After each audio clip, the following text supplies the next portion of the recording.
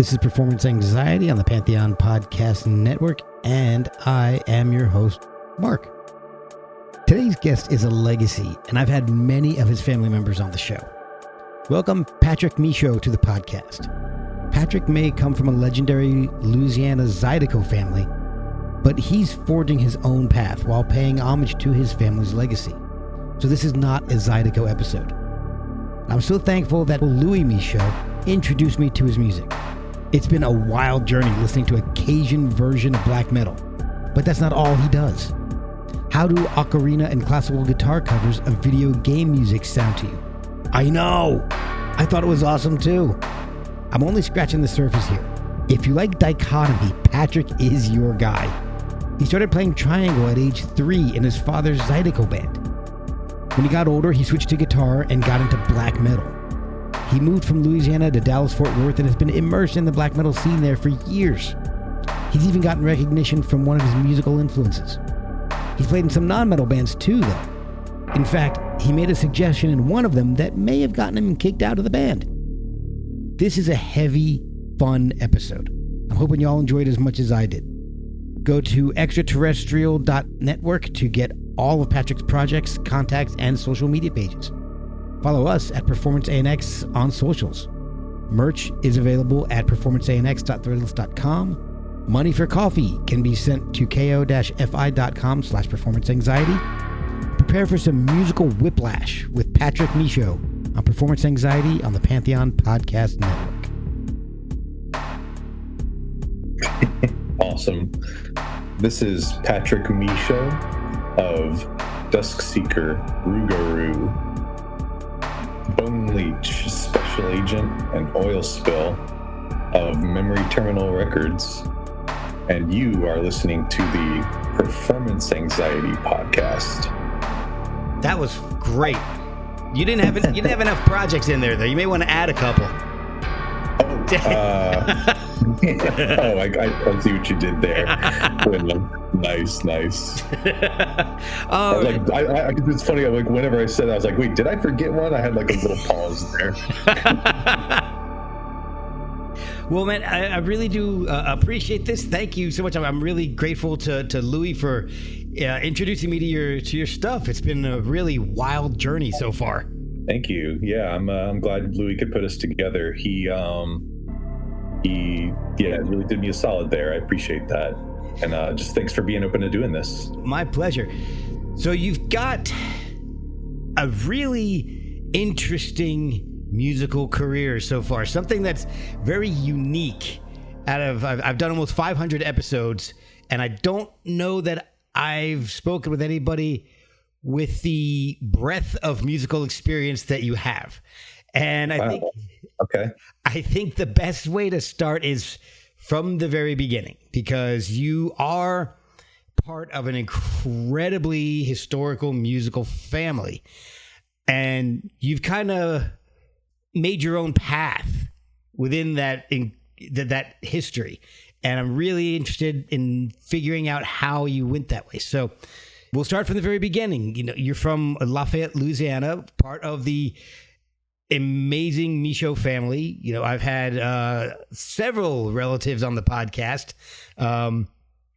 Louis, I've had the Rayo brothers have been on, and a bunch of other people. Johnny Campos has been on, a whole bunch of folks from your family and friends, and it's just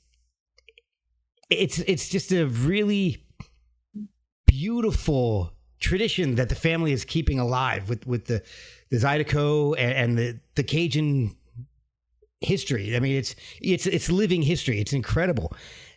When did you really start getting involved in it musically? And was it something that you kind of went to on your own, or were you kind of just brought into it and fell in love with it? With music as a whole, or with Cajun music in particular? Well, music as a whole. Well, I guess both, really. I mean, because you started playing really early, and I know that when you're in the single digits, you really like, oh yeah, I want to play this for this band. It's you maybe your parents saying, hey, this is what we do. Come on and join us. How did it happen for you? Yeah, so I mean, my dad tells me he always brings it up that like my first gig was whenever I was 2 years old with him at the Mamu Fiddle Festival, and Lefrere Michot was playing. And there's a picture of it. I have the original photo, like the developed photo, of me playing with him, playing the triangle.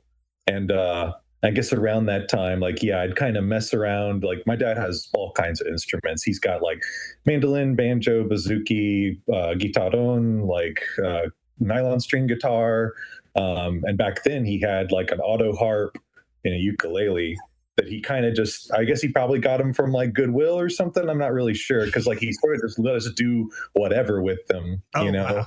so like I just kind of bang around on him a lot and stuff. And like, my dad was always like playing music just growing up. Like, he'd be practicing in the studio or like just kind of or seeing him play music live, if he'd like bring us along for like his concerts and stuff like that. Mhm. So it was always like in my head, Yeah. and like I guess I was like surrounded by the stuff that he liked a lot and like the sort of music that he listened to, like whenever we'd ride in the car and stuff like that. So he definitely, from day one, at the very least, like got me kind of immersed in it. But I didn't really start really picking it up, I'd say, until like fifth grade, whenever I started playing the trumpet. And Okay. that was like her middle school band.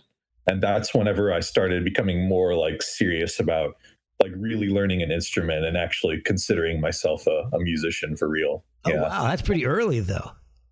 Yeah, yeah, yeah. It was, it's like I guess you kind of can go a few different ways. You could go like music or art or whatever. There's different like, around fifth grade, like at my school, they would kind of be like, okay, you gotta pick like an extracurricular activity Yeah. or like something that you do in school, but some of it has more extracurricular time than others, and Right.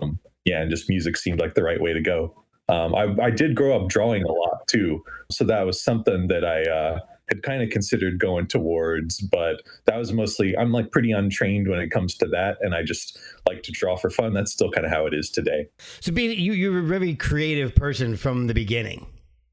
for sure. Yeah, I was always like doing all kinds of stuff, like playing with Legos. Like the family, like a family friend gave us this like giant box of just like random assorted Legos, and like I'd build all these like cities and villages and like have this whole kind of world with it and like sometimes write it out, and I'd make these little zines of like all my stories and stuff like that.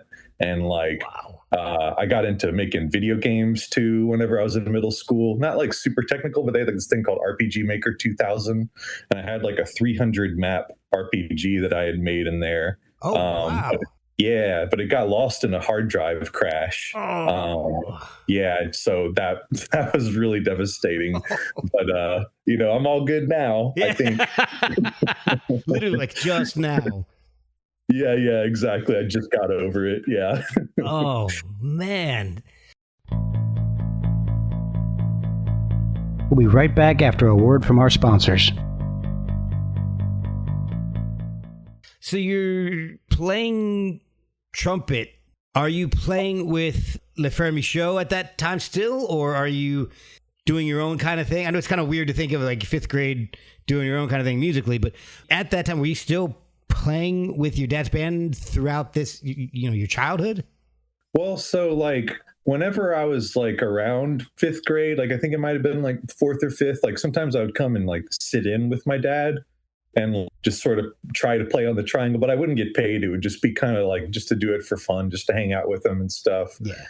But then it wasn't until like sometime in around seventh or eighth grade, I started like actually because I wanted to play guitar, and my dad kind of had like, and I wanted to play electric guitar, and my dad kind of had an idea of like, well, before you can go there, maybe you should learn on the acoustic because that's what we already have. Yeah. And so we don't want to get you another guitar if you're not going to be serious about it, and that whole kind of thing. And that was kind of his way to pivot me into starting to play with the family band too. And originally, I would have to start with just triangle, but the triangle And the acoustic guitar for Cajun music, or at least for this style of Cajun music, it's like the right hand, or whichever is like your picking hand, does the same rhythm as like the baton hand for the triangle. So it's like I could kind of do the triangle and like watch the guitar player and sort of learn what the rhythm was like. And then once I had kind of like done that for a while, then he's like, okay, maybe now you could start playing guitar in the band. And then, or, around that time, maybe after I had been doing it for about a year, he was like, yeah, okay, we'll get you a cheap guitar from eBay or something like that. So that's kind of how that went on. Yeah. Oh, man, that's really astute though, to realize, hey, what I'm doing with my right hand is the same thing the guitarist is doing. I don't think at that young age I would have been able to realize that. That's, maybe that's just, it's in your blood. Maybe that's just something that you automatically picked up on. Yeah, I guess so. Yeah, it's just yeah, I don't know. Yeah, maybe so. Yeah, I guess so. So, once you get into high school, you're playing guitar. Are you forming your own bands? Are you playing music outside of the family band? Yeah, so like around that same time when I started in Patrick Michot, I was starting some bands with some friends of mine in like 7th or 8th grade, kind of just messing around. Like we would, play like Nirvana songs and like a lot of like rock and metal and stuff like that, kind of just like stuff that was like on alt rock radio at the time, Yeah. Stuff that we liked, but just like stuff in that kind of vein. Sometimes on the heavier side, sometimes less so, just depends. And like that was all just kind of messing around, like just going over each other's houses and just kind of like playing stuff. But then eventually we kind of started coming up with the idea of trying to make band names and like starting to play gigs, but that wasn't really until high school. But it's still the same group of friends though. So is that when Yellow Sweat formed? Yep. That's right. Okay, so Yellow Sweat sounds absolutely wild. Yeah, it was. It was very wild. It sounds like a show I would have loved to have seen. So it was like performance art, right? Yeah. It's kind of like, it's kind of like it was a little trollish. Like, we were kind of like messing with people a little bit. Like it's kind of like just doing crazy stuff just to kind of get a rise out of people. Like nothing like super edgy or anything like that, but just kind of like just acting like weirdos, just sort of like, dressing up in these crazy costumes and like doing like, we'll play like some like real light rock tune and then all of a sudden it like blasts into some like Slayer sounding thing or something like that, just kind of stuff to just keep people guessing and just sort of be like, what the hell's going on, And we were just real getting into like, the Residents and Frank Zappa and stuff like that. So it was kind of like we were leaning on the kind of avant-garde, I guess, too, on top of it. Yeah. So it was always kind of felt like there's like a little bit of like theater and performance art as opposed to like strictly music, but it's still like, mostly music. Okay. It's from the description you gave me, it sounds incredible. I wish that when I was in high school, I had the confidence and the freedom to do in my own head to do something like that. It sounds like it would have been so much fun.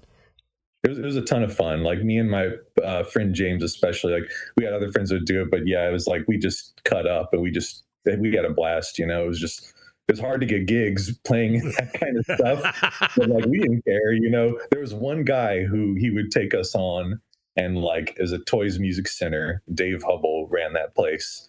And he was like, just let us do it. And that was, we only played like 4 shows though. But still, it was a good time. 4 legendary shows. Yeah. What's like the one after a trilogy? There's like whatever the 4 one is. Yeah, that's the one that usually sinks the franchise, though. I think. Yeah, exactly. So that was all around high school, right? Yep. Yeah, that was like about 9th, like about 10th grade, I think, is whenever we did those gigs. Yeah. Okay, so.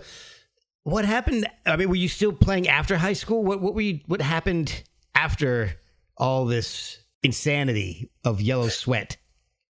Yeah, so it's like we did the shows and then like I kind of started making more music in my studio. or I say studio, is like I had like a little Tascam digital multi-track recorder. Okay. That's where I would kind of do, and I started getting into Fruity Loops too on the computer. I found like, yeah, it was like back whenever it was still called Fruity Loops, because now it's FL Studio.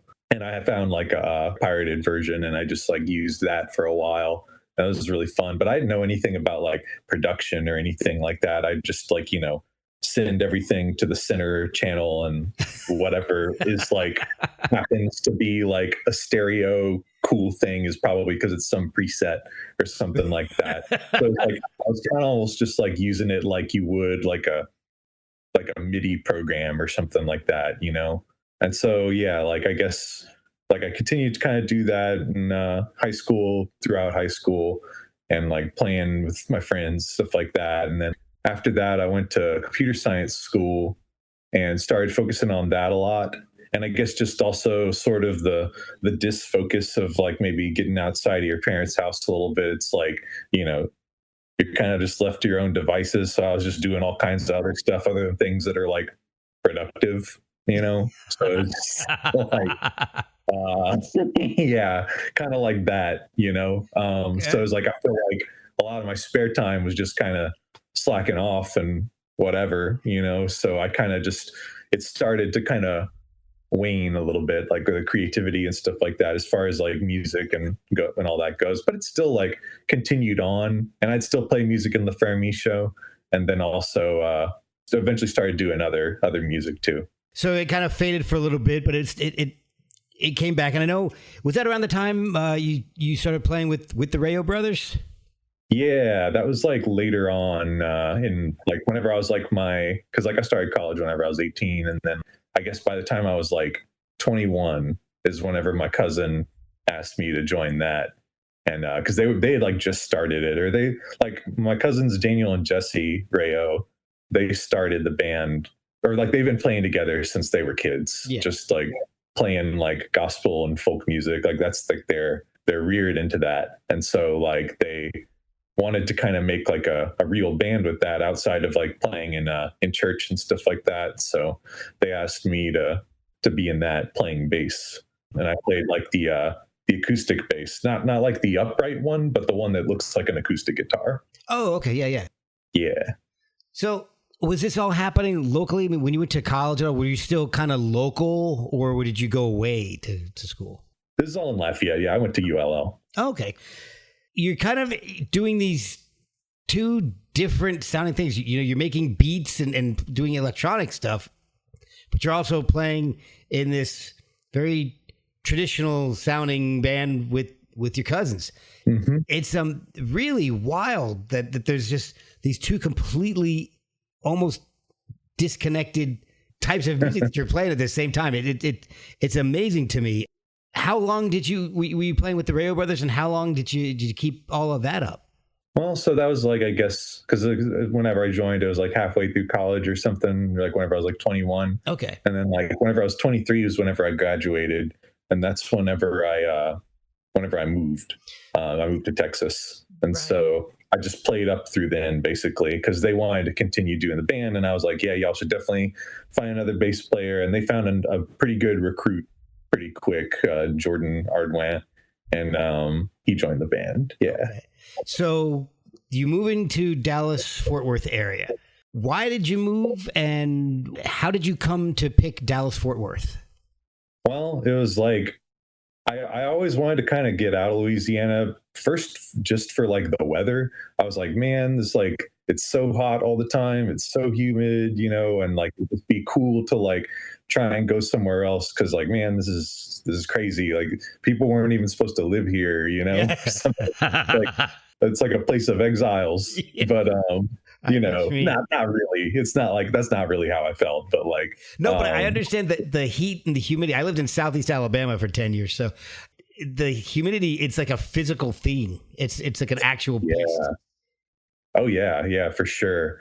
Yeah, I remember there's something like in the creator of like the True Detective show. It was like filmed down there. He's originally from there, and he said like down here it's like Mother Nature reigns supreme. Yeah. kind of like there's just like so much like wild nature everywhere, and it's just so vast, and like, you know, you see so much like these buildings just kind of overtaken by big vines. Like that's like a big presence down there, I feel like. And which is also what makes it really cool. And that's like, you know, as time has gone on, I've learned to appreciate it a lot more, because whenever I was living there growing up, I'm just like, oh my God, it's so hot, you know, but it's also kind of like you're in a little like rainforest light or something like that, you know? So it's cool. You can't really describe it to people who haven't been down there. It's its own thing. It's indescribable. You have to just experience it. Absolutely. So when you moved to Dallas Fort Worth, were you immediately doing music, or did you just ease your way into it? I guess like in the year that I first moved there, I wasn't sure what I was doing, because I was kind of just like didn't know anybody. I mean, I know I definitely did want to play music, but I didn't know how. And so I was kind of like, yeah, I'm pretty social. So like I'll go and just like talk to random people and just kind of try to make friends and stuff like that. Just wherever, just kind of go down the street and like go hang out at the bar, just see who I can talk to and stuff like that, and kind of just figure things out, just see where things take me. Sure. And like, it was hard to find stuff in my immediate area. I was living in Plano at the time. So I went to the internet, and I went to Craigslist, and I put out like an ad for, I've always been really into video game music, like video game soundtracks and whatnot, and just soundtracks in general. That's like definitely like classical music. It's all me and all that stuff go way, way back. Okay. So it was like, and I'd started seeing all these like kind of metal video game cover bands, like they'd cover stuff from video game soundtracks in like a metal form, and I wanted to maybe try and do that. So I just put out an ad on Craigslist, and the spouse of the ocarina player, Chris Gale, she has like a YouTube channel where she'll like dress up as like Princess Zelda and like play on ocarinas and like kind of play like Legend of Zelda songs and other video game music and whatnot. Oh, wow. Like her spouse asked me if I wanted to play music with her and to play classical guitar. I don't remember how like it came up. Maybe I just like put in the Craigslist ad that I have classical experience, because I did take classical for about a year. Okay. So it was like part of my in high school is when I did that, and that helped me a lot for like getting a good ergonomic foundation for the guitar, to be able to like have good technique and stuff like that, like to where I'm not hurting myself. And I always like doing it too. Like I still do it to this day. Yeah. So they asked me if I wanted to do that, and I met up with them, and they seemed really cool. We hit it off really quick. Just had all kinds of like songs that we both already knew that we were able to play like on the first meet. So it was just like, dang, okay, we could probably rapidly like learn all kinds of songs if we just got together like every week or something like that. And yeah, so that was kind of like my first band in DFW. And like within like about a month of joining, they sprang the surprise on me. They were like, well, we part of the reason why we even wanted to get this together is because we're looking for a guitarist to come play with us at Carnegie Hall. And I was just like, what? Whoa. Yeah, it just came out of nowhere. Holy like crap. Totally did not expect that at all. It's like their spouse is like a mega networker, like just really knows how to go online and just no stranger danger, just kind of, you know, that whole thing. That's so amazing. Like, yeah, it was really cool. And like we got to play with all these like Japanese ocarina players, like that flew in from Japan to play this. It was called the USA Japan Ocarina Goodwill Fest, or Goodwill Concert. Wow. I don't know why it was called that, but you know, it was really cool. And yeah, there were some people. I'm not like super as tuned into the ocarina world as Chris is, but there are some people who are some heavy hitters in that realm playing for that. So that was really cool. That is insane. Oh my gosh. Wow. Yeah. So happenstance. Yeah. So you wanted to play heavy metal covers of video game songs, ended up playing classical guitar with an ocarina player going to Carnegie Hall. And that was the Water Templars. That's right.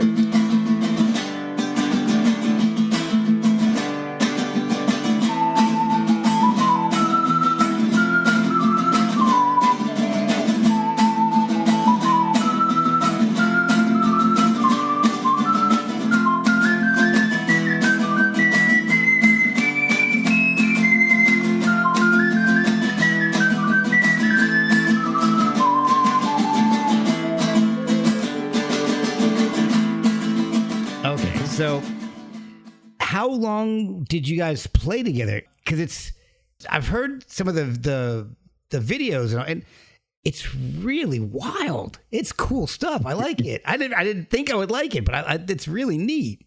Thank you. So how long did you guys stay together? About, what was it, like 3 years or something like that. It's like we did it for a while, and like we'd play at like a lot of kind of random events. Like they try to target stuff that was either like their spouse would do a lot of the booking, and like just like try to find like either at anime conventions or like video game related like radio shows. Like we did one of those one time, and then there was like this one thing, it was kind of like a folk festival, you know, because it's like the ocarina player is like a folk instrument also. Yeah. So it's like we kind of get into stuff like that too. Anything that's kind of like world music adjacent, those sort of things. They handled all the booking. I was mostly just kind of along for the ride. But like, I mean, obviously I contributed to the musical aspect, but it was all covers anyway. But I just, you know, we'd pick the songs together, like me and Chris, but like they'd handle all the booking. Yeah. Okay. So is that, I guess the best way to phrase this is you also ended up being in a band called, is it Ceres? Was it around the same time, or did that happen after? A little bit after. Like the Water Templars, we played a show at this, it used to be like a weekly event that would happen in Dallas at this place called the Crown and Harp. It was originally at the Crown and Harp. It eventually moved to RBC, but it was like a weekly called Outward Bound Mixtape Sessions. Okay. And there's this show that was like curated to bring in just kind of all kinds of different music from just all different corners. Like no real, it wasn't really like an open mic, but it was like kind of like a curated open mic, I guess. Okay. And so like we played that one time because I just like found out about the night, and then like eventually asked to play it. And then Alfonso, who founded Ceres, he saw me play that, and he had been like looking for band members to play. And so I don't think we met that night. We may have, I think it might have met later. It was like just very shortly after that he asked me, and that was in about 2014. Oh. So it was like about a year and some change, maybe after, like maybe like 6 months to a year after Water Templar started. Yeah. Oh, okay. We'll be right back after a word from our sponsors. Good. I was listening to that, and that is way different from Water Templars. I don't even know where to begin with Ceres. It's just, I think maybe you had it right in the description. It's kind of a more experimental version of Devo in Spanish. Mm-hmm. I don't know. I was listening to it. The songs are incredible. Like Ocurrente is bonkers. Song is, I like that one too. That song is I think that was my favorite off the album. It was just, I can't even describe it. I'm gonna have to put clips in for people because it's as gentle and elegant as Water Templars sounds. Ceres is way more abstract and angular. I don't want to say abrasive because it's not like offensive. It's jarring, maybe. Yeah, especially when you listen back to back.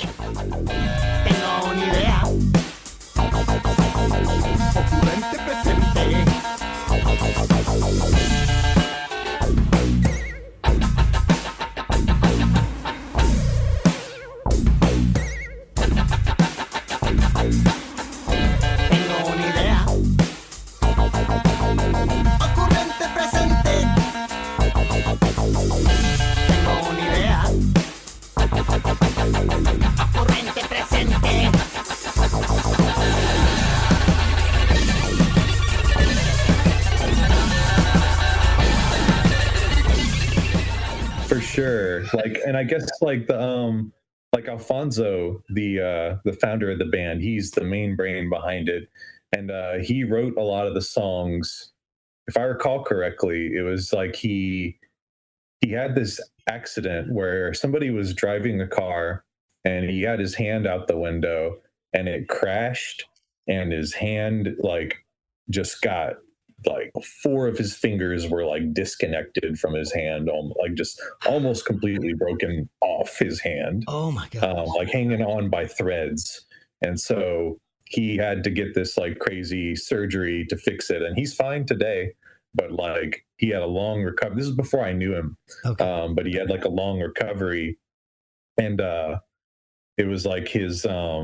It was kind of hard to play music, and like, and especially to play the guitar. So I think he started taking to writing music on the computer, and also kind of like even when playing guitar, maybe making kind of like more limited riffs that aren't like, you know, just using single notes and stuff like that, as opposed to like maybe using whole chords. I don't really know all the process, but I know that it was sort of something that was born out of the limitation of him having that accident, and sort of like channeling that mindset of, you know, just having gone through like a really crazy thing like that. And yeah, so it's, but he also like, he's a big fan of like the Residents and Devo and stuff like that, because like, you know, they're, it's like we were a costume band too.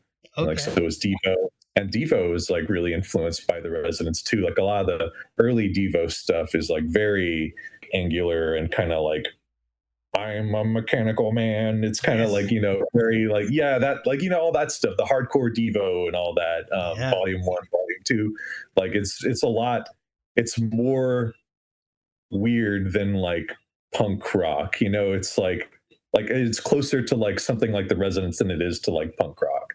And then as they grew, they kind of like turned into like a little bit more of a rockin' band, but still kind of having that. So it's like, I feel like we were sort of like the overgrown, like crazier, that like more modern version or something. Yeah, I don't know. It's like somewhere in between Devo and Mars Volta. Yeah. Actually, that's a really good, that we got that comparison a lot. Yeah, and we all love the Mars Volta. Like I'm definitely a big fan of them. I've seen them perform, I guess it was twice, but it was in a really good era, and like I saw them play like 30-minute versions of their songs and stuff. It was like the modern crazy equivalent of like seeing Led Zeppelin live or something, you know? Yeah, it was wild. It was very, very cool. I've never had a chance to see them live, but I heard especially their early shows were absolute insanity. So, yeah, they're awesome. Love them. And it turns out Omar Rodriguez Lopez is also a good photographer. So who knew? Yeah, heard about that. So while you're doing Ceres, again, you've got this dichotomy thing going where you join a band called Starfruit. Yes. And which I saw an article about Starfruit, and it was described as music babies would like. Like I don't think that is not exactly how I would describe it. Maybe more for fans of like Pixies, James Hall, or Ween. If you're into that, Starfruit is for you. Yeah. It's like what they call it, like avant pop. Yeah. It's again, it's not as avant-garde as Ceres is or was, but it's different. But like oh gosh, what I'm trying to think of the song that I really liked. God, there's you have an official video for it. I'd have to look it up. I can't remember what it was. It has a really beautiful like world music type of intro. I'm going to look it up while we're talking here and see if I can not embarrass myself.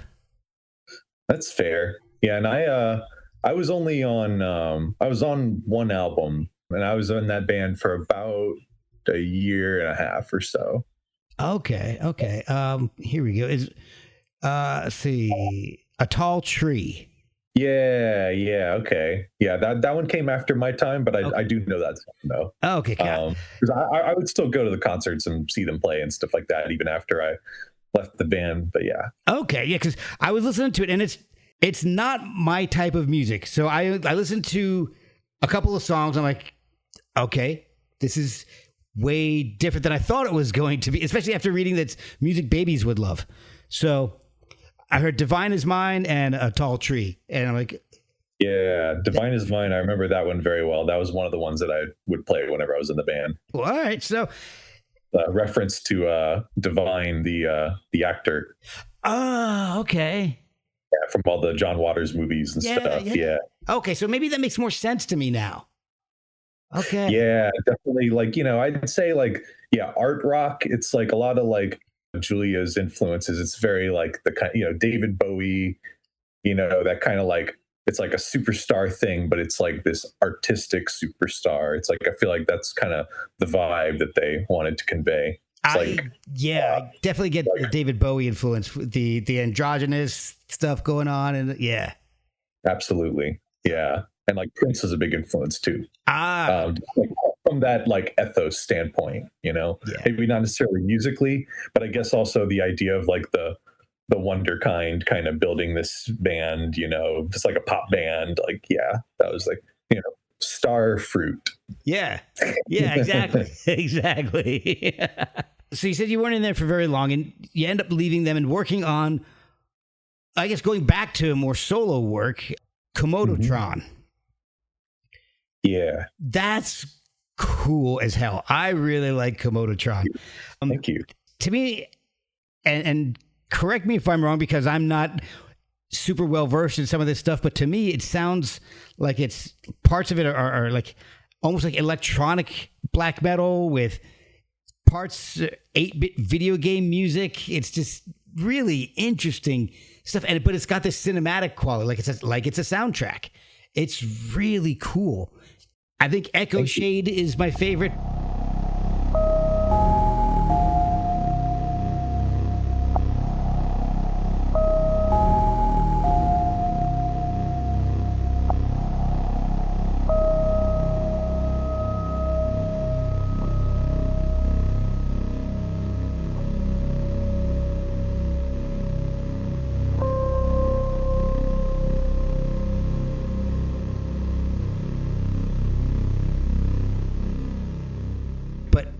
I have to make sure I'm pronouncing this right.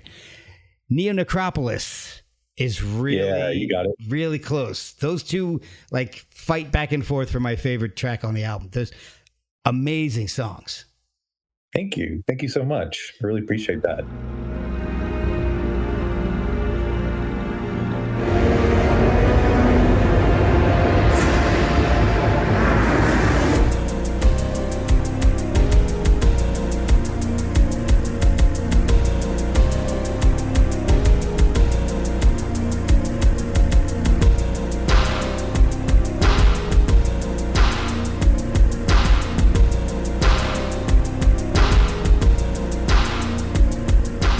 What made you go back to just going to a solo project after working in bands for a while?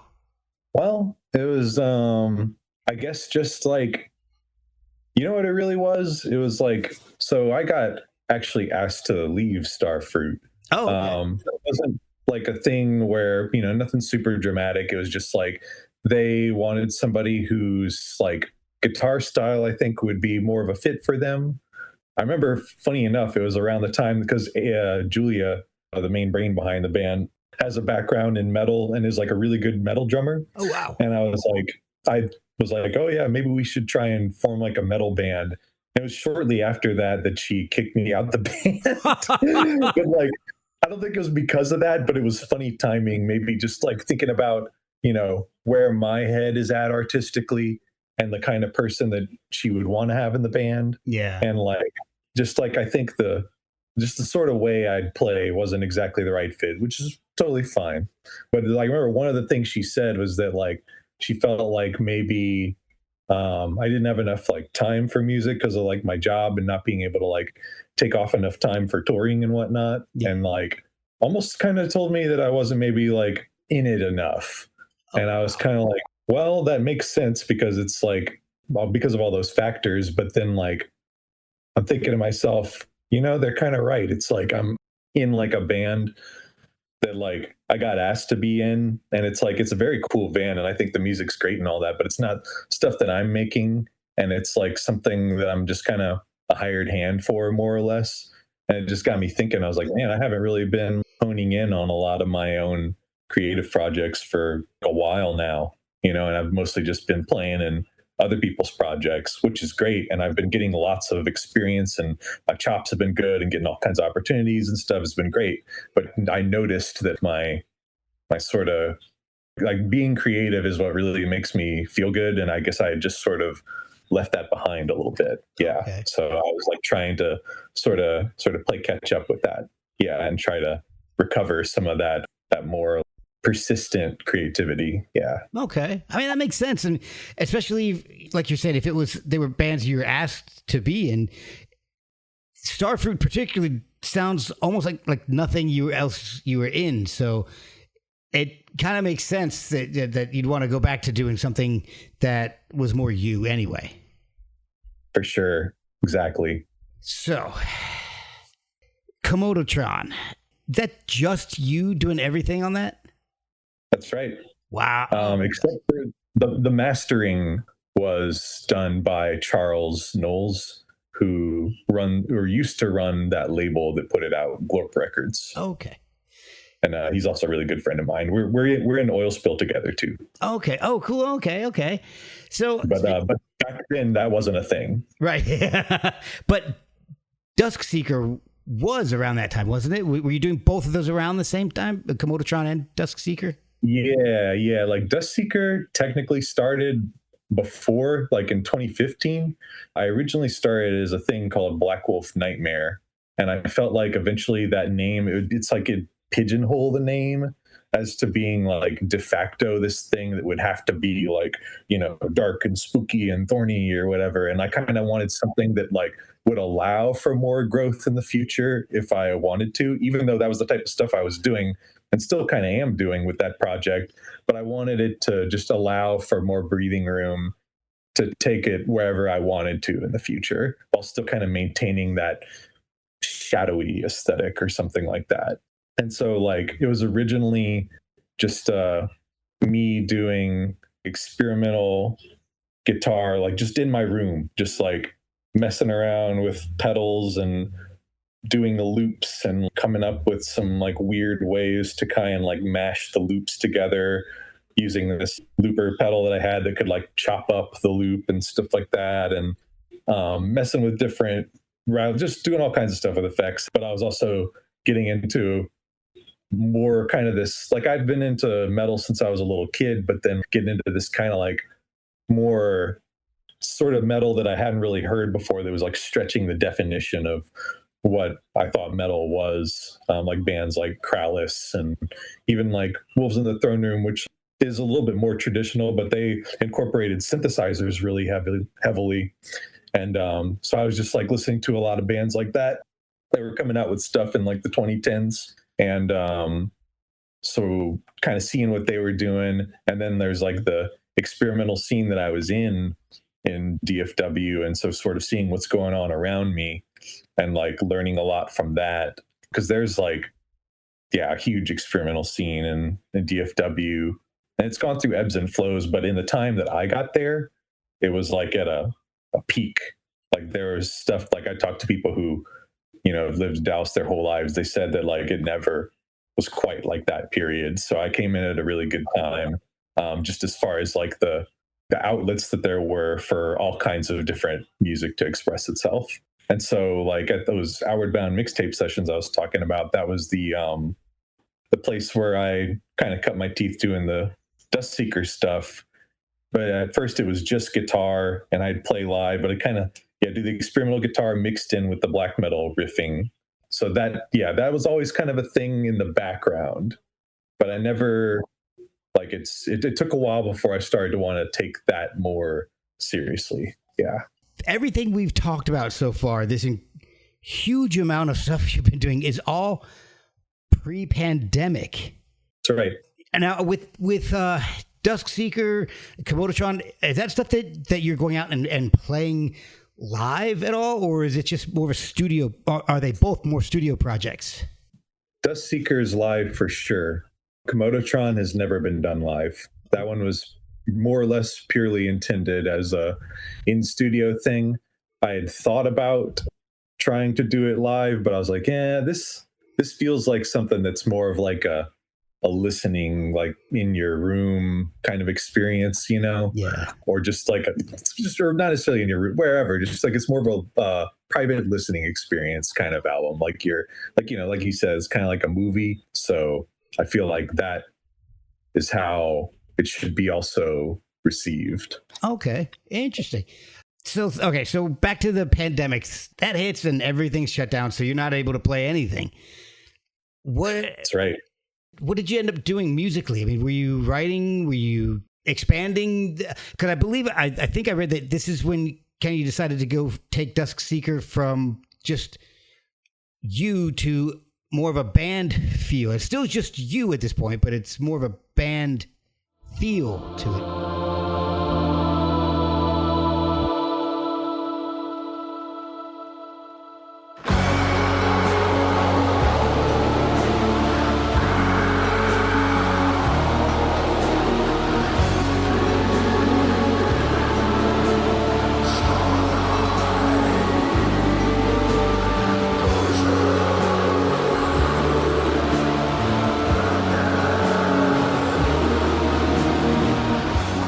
Yeah, that's right. Because originally it was just guitar. And so during lockdown, I wanted to turn it into something, because there's a lot of, like, especially within the black metal genre, there's a lot of artists that are like solo artists that like they make all of the write all the music, do all the tracks themselves. It's like the one man black metal project or one person black metal project is like kind of a trope in a way. So it was like one of the things that I wanted to do was to just because I had always liked that kind of style, and I always thought it was really cool that somebody could kind of just do everything themselves. I mean, but it also goes back to me, like Stevie Wonder did that too, so it's a thing that it's just been a thing for a long time, depending on the context. And I just always really liked that, because it's like something that you can you have full creative control over.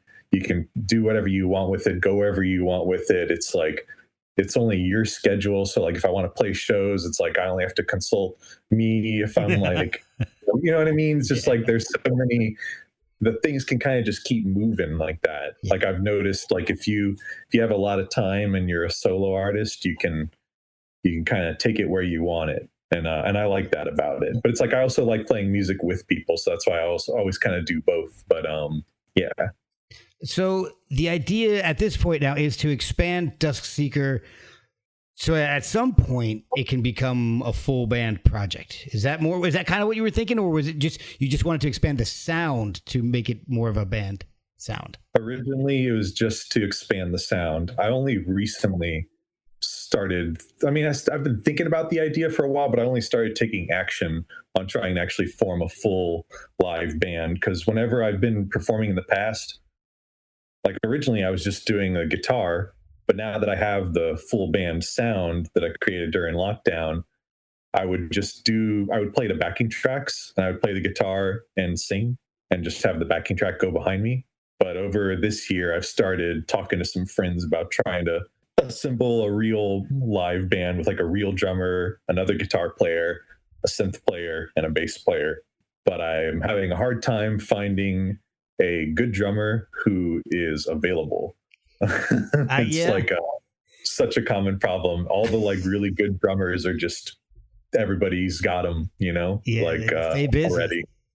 Mm-hmm. In demand.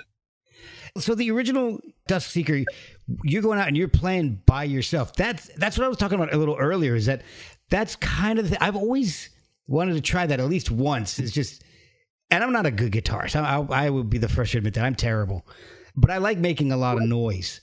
And it sounds like it would be so much fun to just go up, plug in, lay out a rack of weird ass pedals, and just make noise for 10 minutes, and then just unplug everything. I don't care if anybody enjoys it, whatever. It's just something I can say I've done. And then pack up my pedal board, my amp, and walk off stage. It sounds very exhilarating. And I'm always amazed by people who are able to do it, whether it's somebody that's getting up there and making a shit ton of noise, or if it's somebody up there by themselves with an acoustic guitar.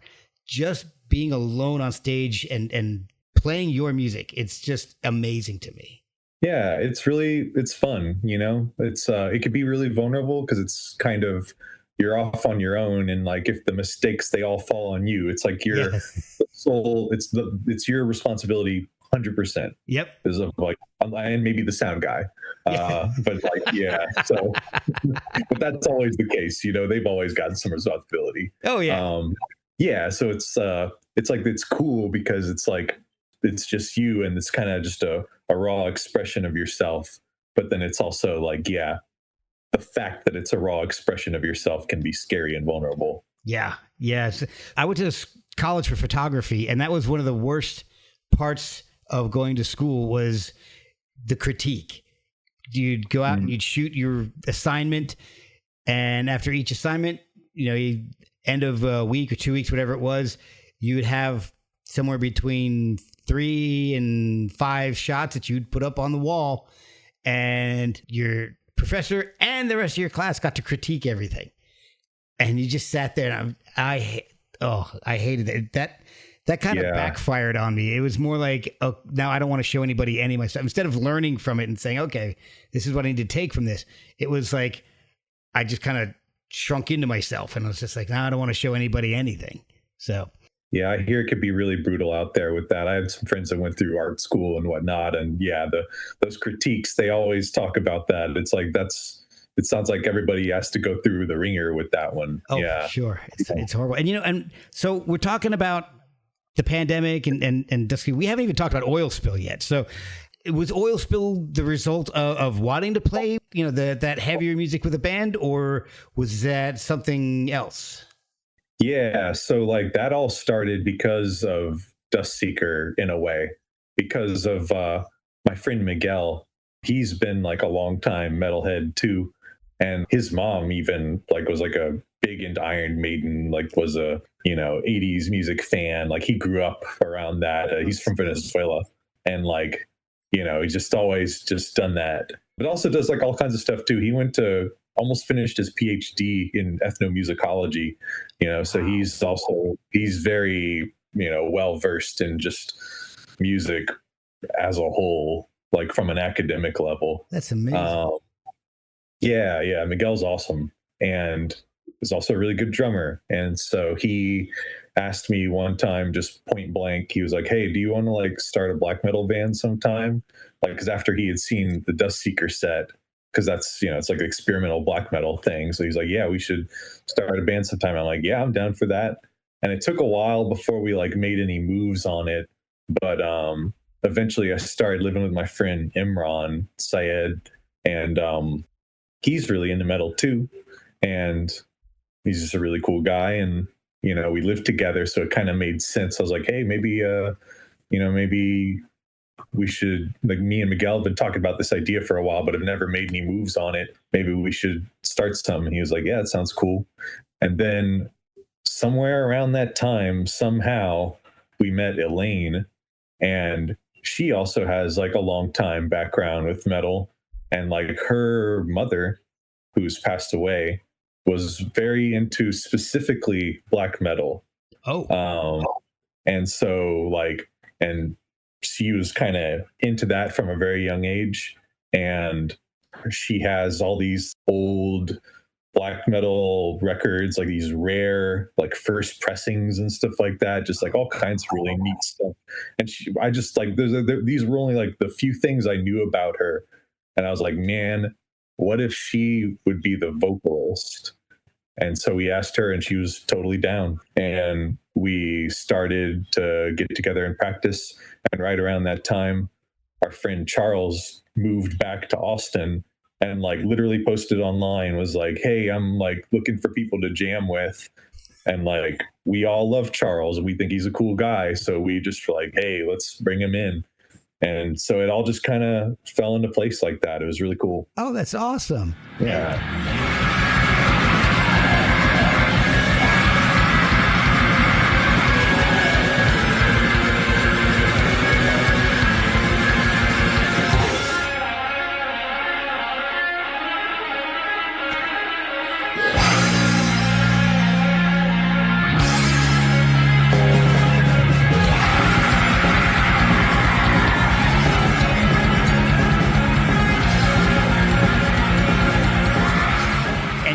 doing really well pre-pandemic. It sounds like. I mean, you had music, you were playing a lot of gigs and gaining some traction until the pandemic.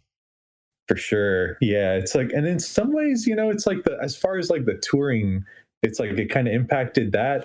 But sometimes I wonder if the pandemic also kind of like put us out more, because it was like in April or May of 2020. And so it's like people are ingesting media more than ever before. Yeah. It's like nobody's going anywhere. It's just like, okay, what's the TV show I can watch? What's the movie I can watch? What's the music I can listen to? It's like all these things.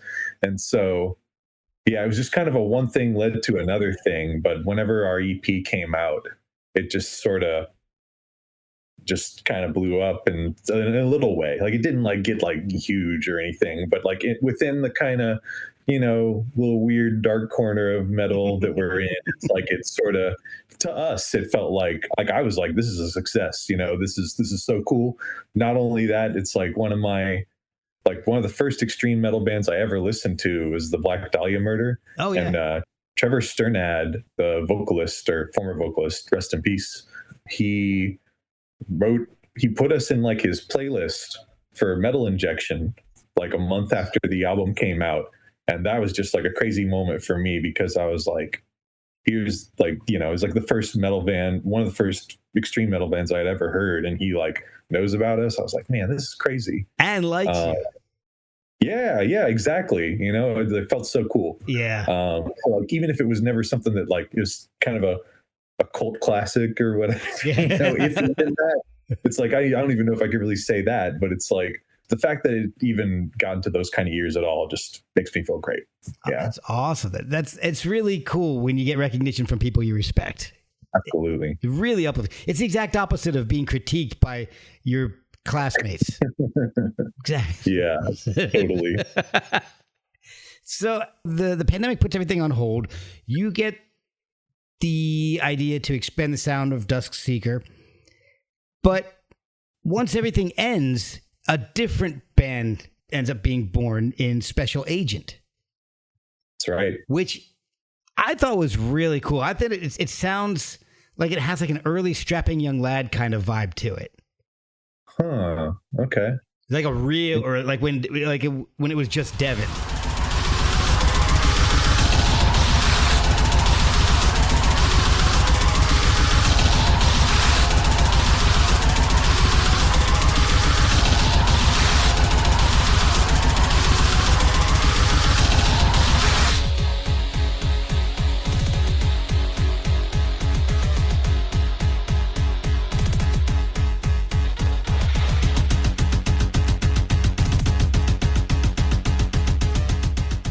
Oh yeah, I guess I haven't heard that. Oh yeah, like let's see, Heavy is a really heavy thing, and City, I think, are the two that it kind of reminds me of.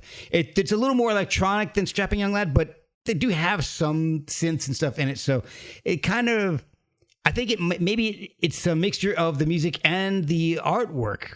So to me, it's a little reminiscent of the artwork he did on City, so it could be a visual thing too.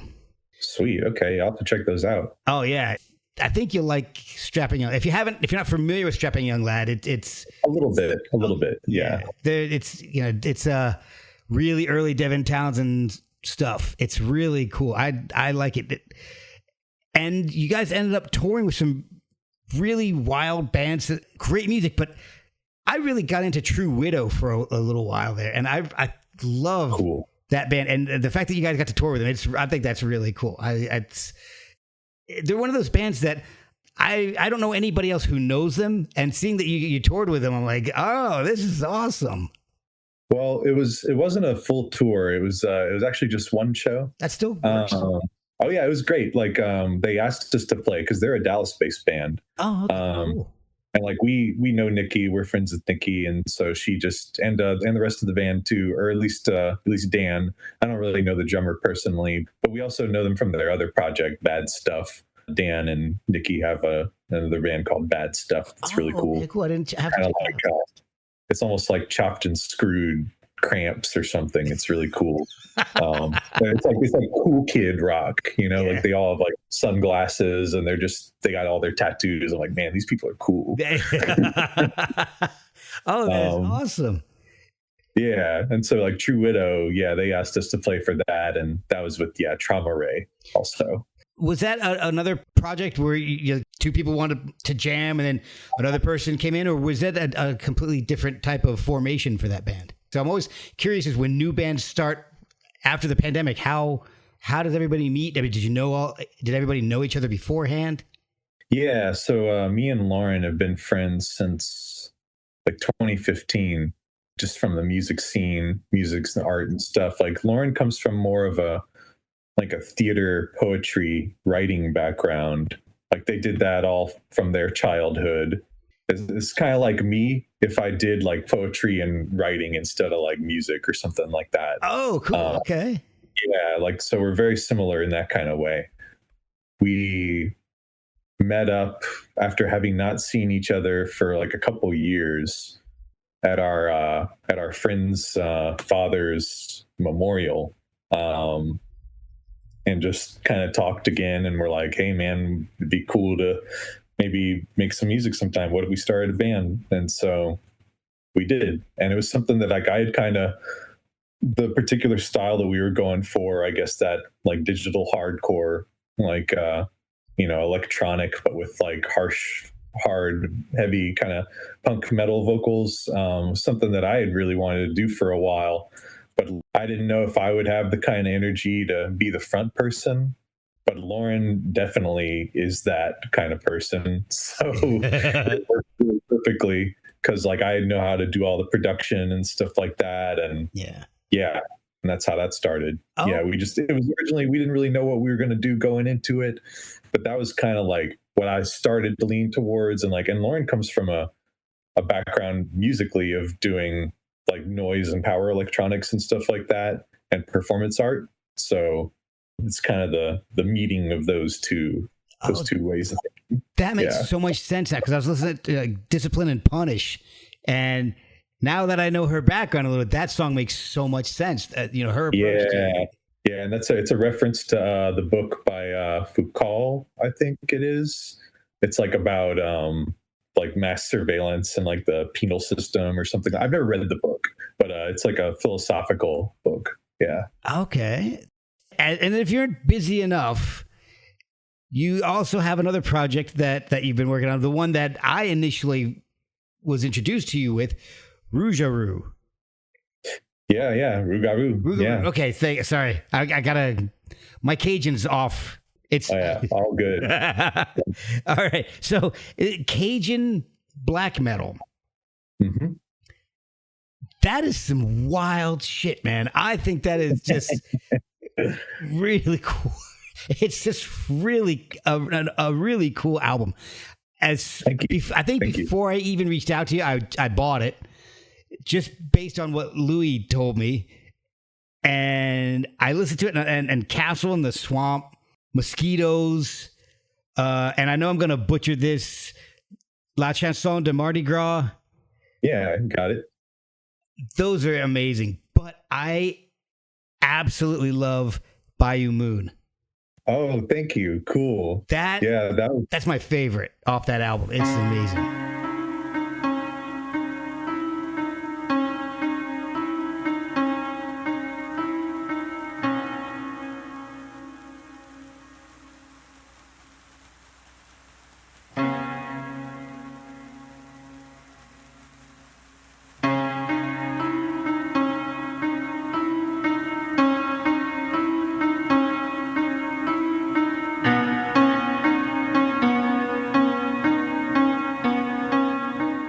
Actually, I recorded it out at my uncle's house in Milton, which is also it's like a long time house that's been in the Michot family for forever. Okay. Like going all the way back to my grandpa. Like he bought it with like some like priests. It's like this little tiny house like in the middle of the swamp, and they kind of like split the rent back in the day.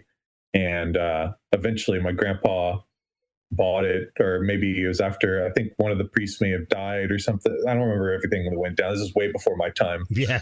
But then whenever my grandpa died, my uncle bought the property, and so now he lives there. And I asked him if I could like make the album out there, and he has that. There's like this piano that it was my grandma's piano, and after my grandpa died, because my grandma had died first, and then my grandpa died after that, Okay.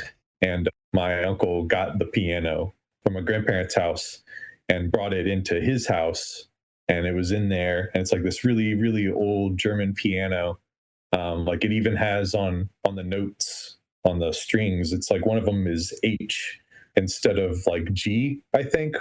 It's like something, it means like high, like meaning like the highest note in the scale. Oh, uh, yeah, or something like that. I remember maybe it wasn't G because it wouldn't. Yeah, I can't remember, but it's like there's something I remember it just said H instead, some German thing. Uh, but like, yeah, that's the sound of that old piano though, and that's why it's all kind of, you could tell it's like an old out of tune piano, yeah. because that's exactly what it is. It's so spooky sounding. I love it.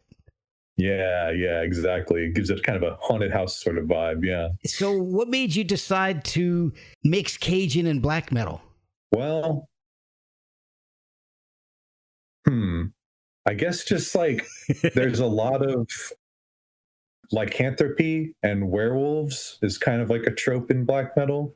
Not necessarily specifically the French or Cajun versions, really not that. It's more just like general, European folklore and stuff like that, or just kind of in general. It's like, beast man kind of thing. It's like that can kind of present itself in all sorts of different tropes and archetypes and stuff like that. Okay. And so I thought it would be kind of a cool thing to just because there is you could say like an indigenous Cajun werewolf folklore, that it'd be a cool thing to kind of bring that in as like my little unique take on in the genre. Yeah, and also kind of bringing in my roots, because I come from all that with my dad playing Cajun music and growing up playing music with him and everything, and just being from Louisiana in general. It kind of just felt appropriate, and it felt like it would be something that would be very true and real, and very like from that part of myself that's like been there for forever. Yeah. It's really intriguing because there are parts of it where you definitely, it's black metal, but there are parts where you can hear the Cajun influence, and I can't even describe how. I mean, like La Chanson de Mardi Gras is one of them for sure. But yeah, and that's yeah, because that's a traditional song. Yeah.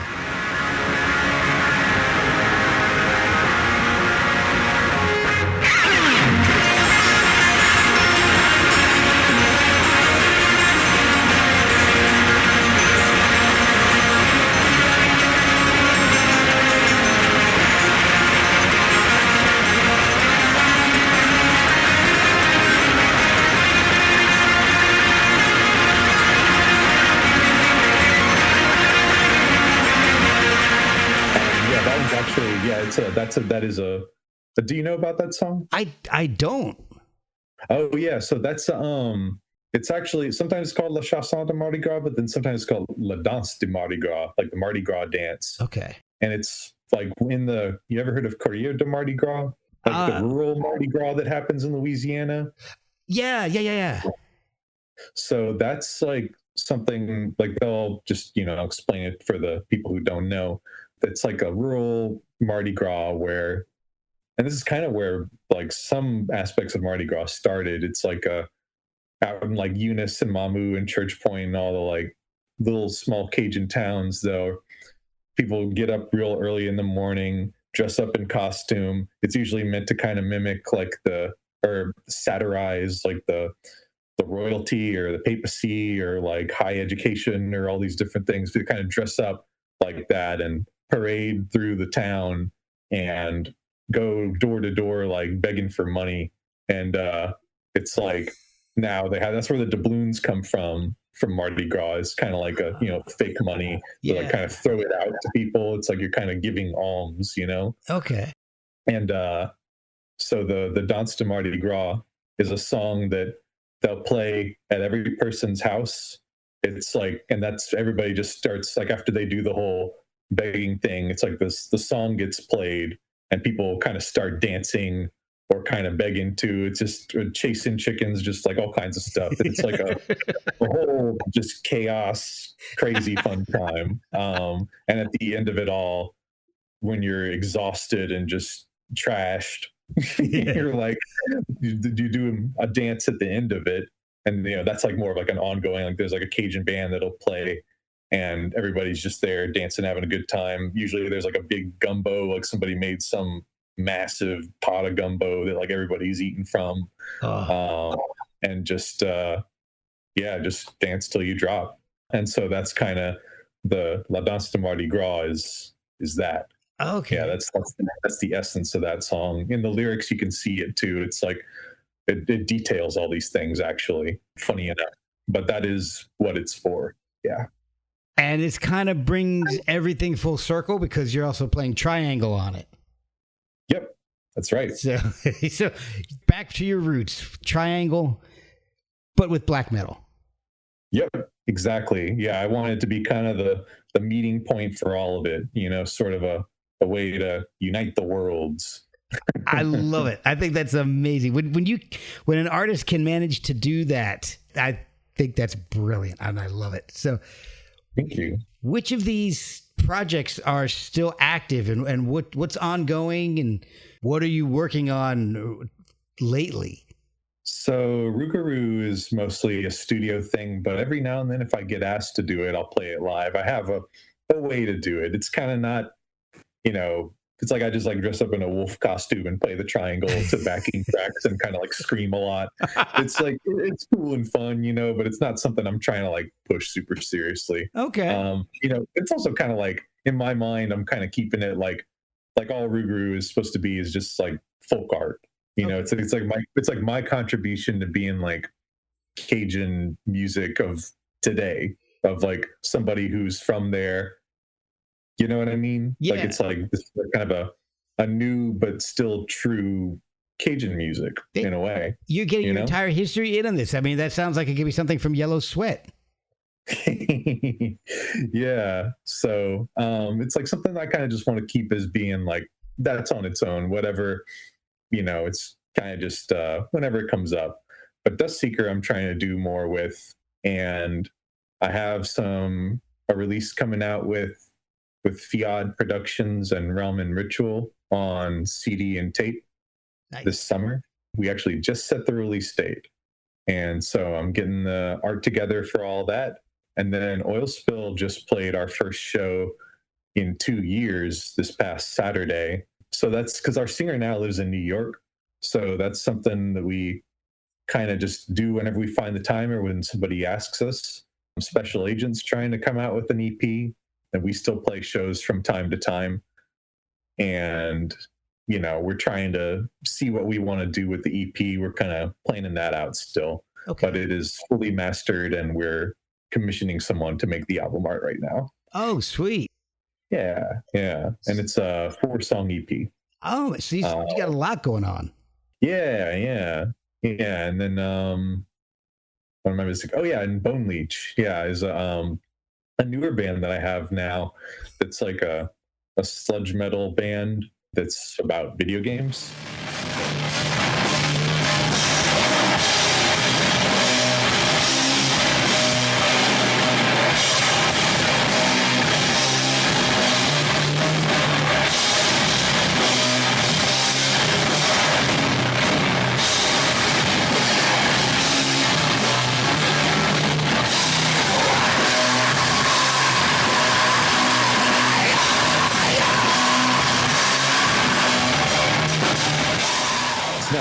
Different from how I was talking earlier with the video game covers. This is a band that's like it's like original songs, but we'll write them about Doom or Quake or things like that. That's awesome. It's just some like old school classic games like that. Kind of like we're like the bad dudes in the arcade who have all the high scores and stuff like that. That's kind of our vibe. That's awesome. And, And so that's something that we practice weekly for, but we don't really have any EP yet, but we're supposed to be recording it soon, and we'll hopefully get more shows around that too. Oh, that sounds like it's right up my alley. Sludge metal. I love that stuff. I would definitely have to check that out. Hell yeah. So what does the family think about this complete like left turn from zydeco? I mean, is everybody on board with it? I'm sure they're all supportive, but because I know with some of my friends, I don't understand what the hell you're doing. I support you, but I don't know what the hell I don't understand this. Yeah, it's kind of like that, I guess. Like, I mean, I still play music like with Patrick Michot and whatnot, and I've thought about trying to ask Louis and see if, I think I might have mentioned it to him before, like, hey, if y'all need somebody to fill in on a tour, like I'd be down to clown.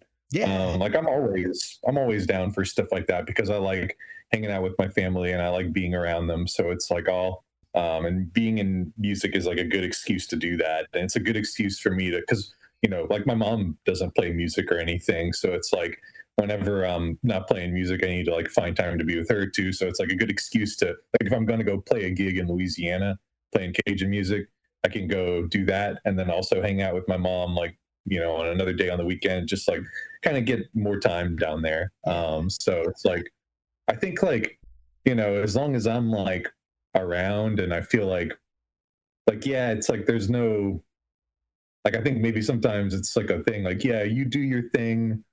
It's not what we're doing. We don't necessarily understand, but it's okay. I'd say that's kind of where it's at right now. Yeah. Okay. Oh, that's awesome. But it's fantastic that they're supportive of it. I love that. Because, some of the most amazing stuff is when you go against the grain and you're still you're still in music. You're just forging your own path. And I respect that and I love it. And I think it's incredible. Thank you. Yeah. And, and everybody's got their own opinion too. It's like, yeah, just depends on who you ask, I guess. Yeah. So what is the best way for people to follow the music and find all the different things you're doing? Because there's just so damn much of it. I mean, you've got a record label that we haven't even touched on yet. I mean, it's amazing. But, we've been talking for almost an hour and a half, and I don't want to take up your whole night here. So no worries. What's the record label? What's the best way to follow your music and find your music? And how do we get everything together here for you? www.extraterrestrial.network. That is the kind of nexus for everything that I do. Okay. From there, it's got all the Instagram pages and band camps and things about the label and stuff about my discography. It's my website. And so the label is Memory Terminal Records. That's right. So we can make sure we get that out there. Are you releasing mainly stuff that you're involved in, or are you branching out to other bands? Are you looking for other bands? Yeah, so that's like, it's kind of just like, I guess a lot of it ends up being friends, like people who I already know. Okay. Like I've worked with people who maybe don't know as well. Like it's not like I've got to know everybody for years before I put out their stuff, but it's like, to varying degrees, like, at least people that I'm familiar with have some kind of rapport with. I allow for submissions to come through, like, on the Memory Terminal email, memoryterminalrecords@gmail.com. I'm always down for submissions, but, kind of got to have like if it was from somebody who I didn't know, I'd probably need to get on a call with them and figure out more specifics and stuff like that. But it's something I'm always open to, for sure. It's just kind of like a thing I make a call when I see it. If it kind of, the aesthetic of the label's not really super specific or narrow. It's like kind of just whatever feels like the right thing to put out at that time. I love that. I think that's amazing.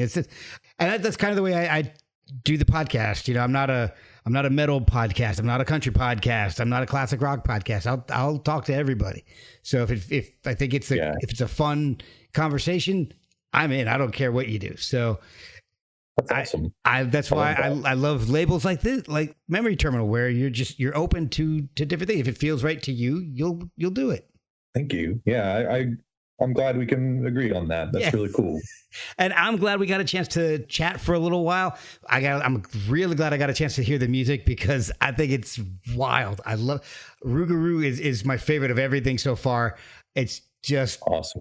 Amazing. So the best way to reach out is to go to extraterrestrial.network and all your contact or your social media links are there. And I guess that's the best way to find you, right? Yeah, absolutely. Yeah. And then also there's memoryterminal.com too. And then Instagram.com/Komodotron. That's my @ on there. Okay. So I'd say those are the 3 best ways. Yeah. Perfect. And more info is available on all those sources. Yeah. Excellent. Well, I was going to say, should I bring my email? But maybe not. Maybe not here. Well, you've got a contact page on your extraterrestrial network page. People can contact you that way. Exactly. We don't want to overwhelm you with 6 or 7 emails that you might get from this podcast.